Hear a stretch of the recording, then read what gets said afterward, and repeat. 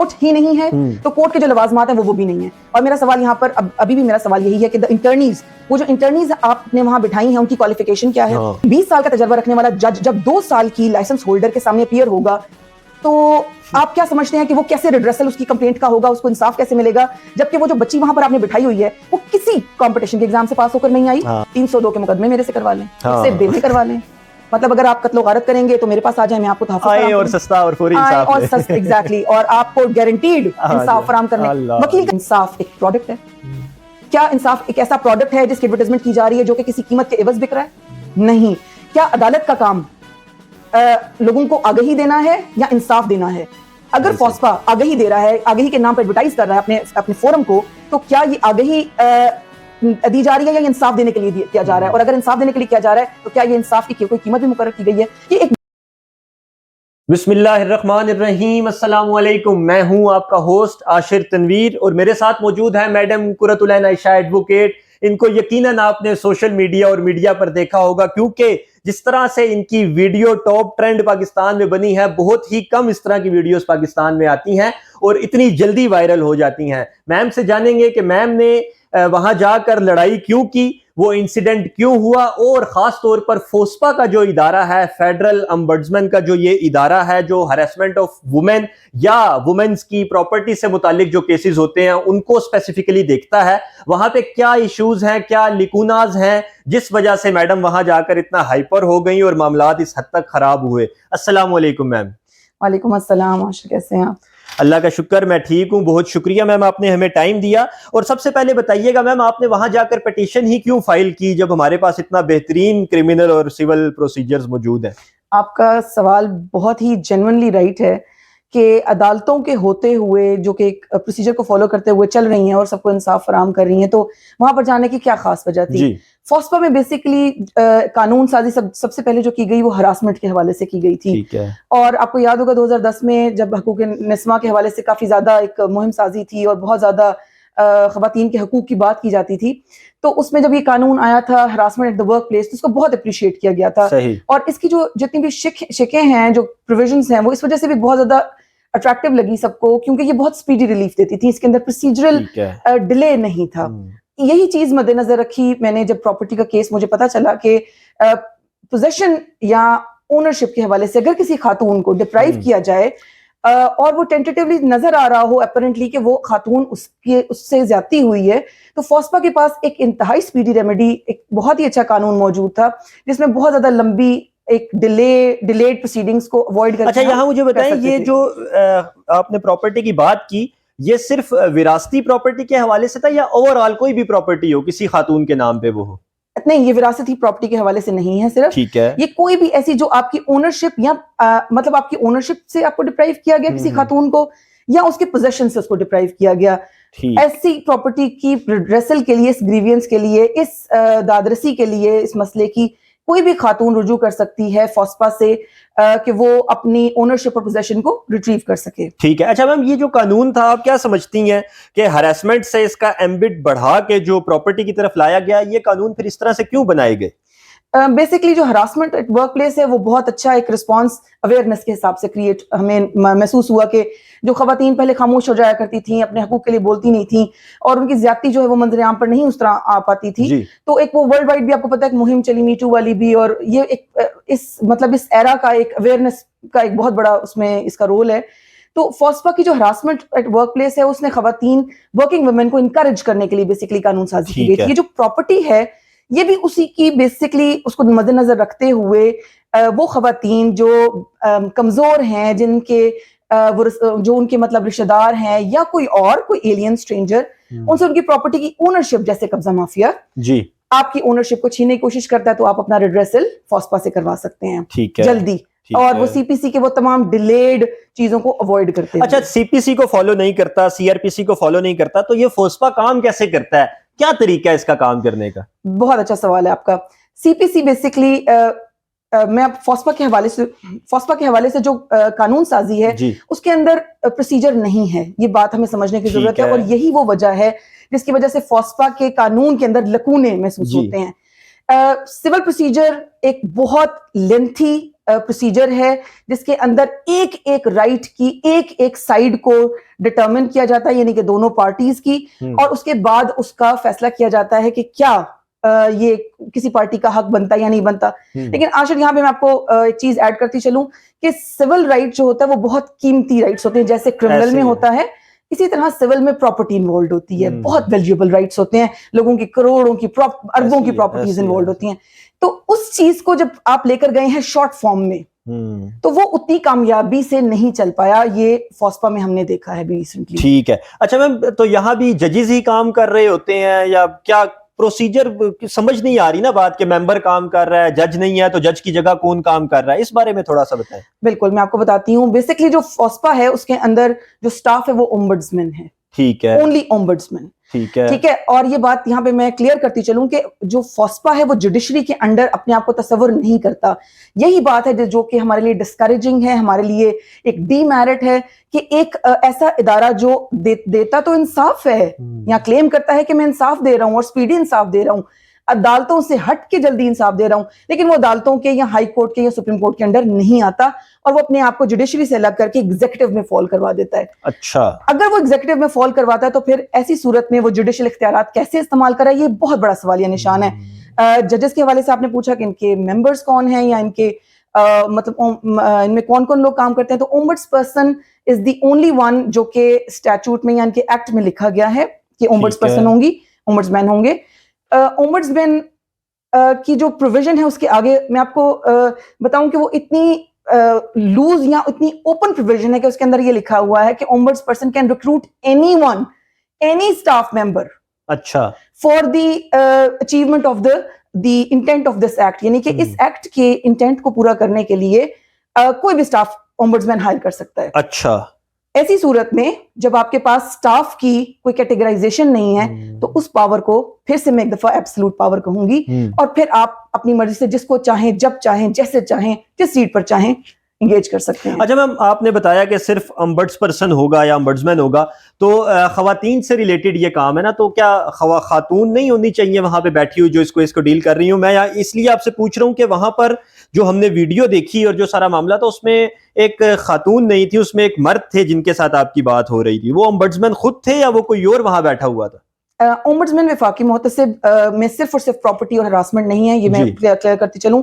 इदारा जात के हवाले से भी जो आती हैं कंप्लेंट्स वो भी रिड्रेस होती हैं, लेकिन specific to property and harassment उस वीडियो में जो आप देख रहे थे वो लीगल एडवाइजर साहब हैं।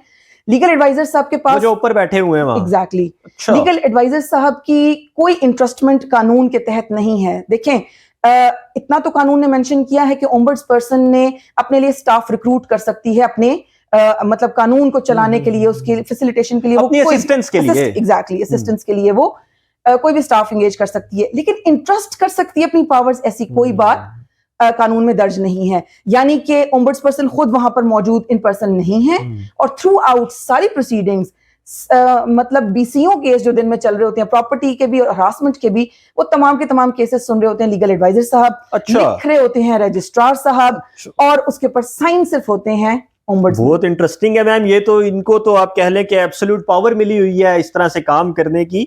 मुझे यहाँ पे थोड़ा सा ये बताएं कि मैं उस वीडियो के खाके को अपने माइंड में जब लाता हूँ तो मुझे वहाँ रीडर नहीं नजर आता उनका कोई बैठा हुआ और कोई स्टाफ मेंबर, बस वो एक लीगल एडवाइजर जिनका अभी आपने बताया कि वो जज नहीं थे, वो ओम्बड्समैन खुद नहीं थे, वो लीगल एडवाइजर थे जो जज की जगह पर बैठकर आपसे बात कर रहे थे और कह रहे थे मैंने ऑर्डर पास कर दिया है, इसके साथ जिस तरह से आपने करना है कर ले। ऐसे ही है? बिल्कुल ऐसा ही है।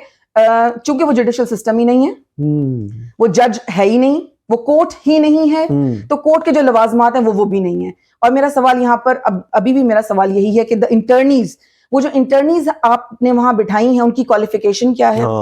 देखिए, मेरा बहैसियत एक एक्सपीरियंस्ड लॉयर के, मैं with due respect to all the senior lawyers, और lawyers are more learned than sometimes जजेस एज वेल, एक 20 साल का तजर्बा रखने वाला जज जब 2 साल की लाइसेंस होल्डर के सामने अपीयर होगा तो आप क्या समझते हैं कि वो कैसे रिड्रेसल उसकी कंप्लेंट का होगा, उसको इंसाफ कैसे मिलेगा?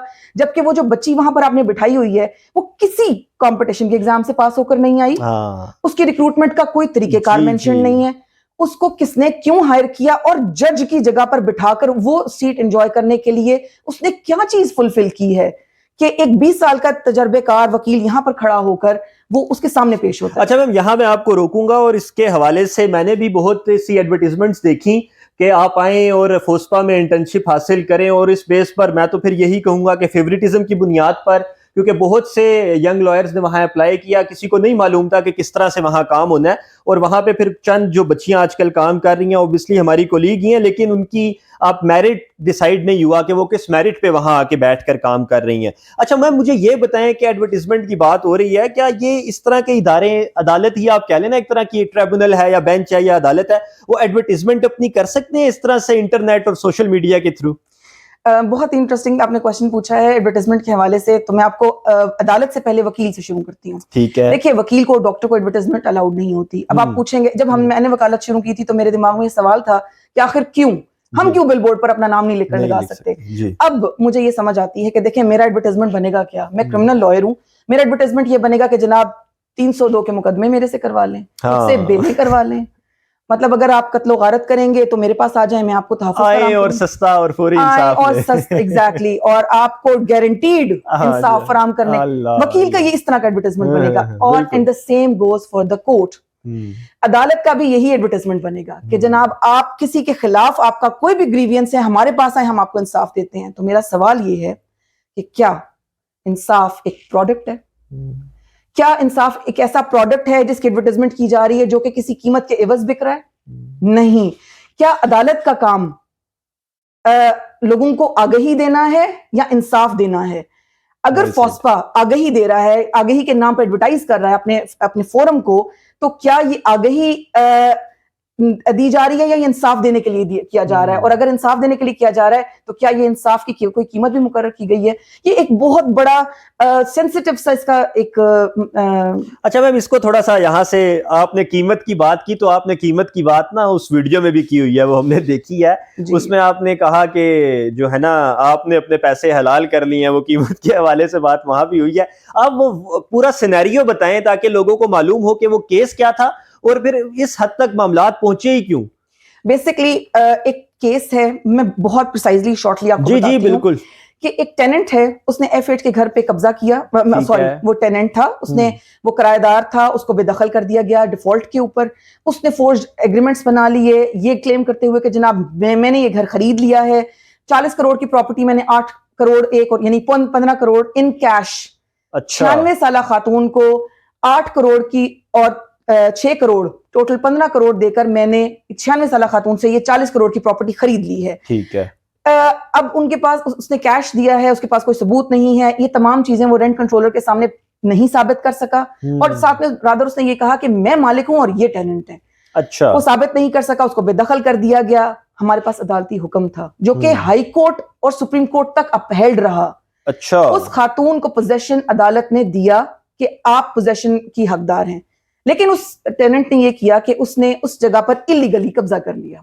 اب ایک چیز عدالت نے ڈیسائیڈ کی ہوئی تھی، میرٹ پہ ایویڈنس ریکارڈ ہونے کے بعد ڈیسائیڈ ہوئی تھی، تو that was the perfect case for فوسپا کہ اس نے ٹینٹیٹیولی صرف اتنا سا دیکھنا تھا کہ عدالتی حکم ہے اور دیٹ واز آل کے پوزیشن ان کو واپس ریسٹور کیا جائے. ٹھیک ہے. یہی آپ نے جو پہلا سوال مجھ سے پوچھا تھا اس کا جواب یہ ہے.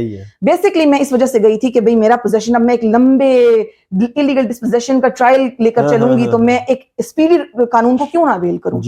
جب میں وہاں پر گئی تو وہاں پر ایک ایکسٹینسو قسم کی ہیئرنگز ہوئیں، اور اس کے بعد انہوں نے ہمیں 13 فروری، جیسے میں نے بتایا بھی کہ 13 فروری میں انہوں نے فیصلہ رکھ لیا تھا اس کو ڈیسیجن کے لیے کہ جناب اب آپ کی ہیئرنگز کمپلیٹ ہیں، اب دیر از نو مور ڈسکشنز اور آرگیومنٹس اینی مور، تو اب آپ بے شک مت آئیے گا.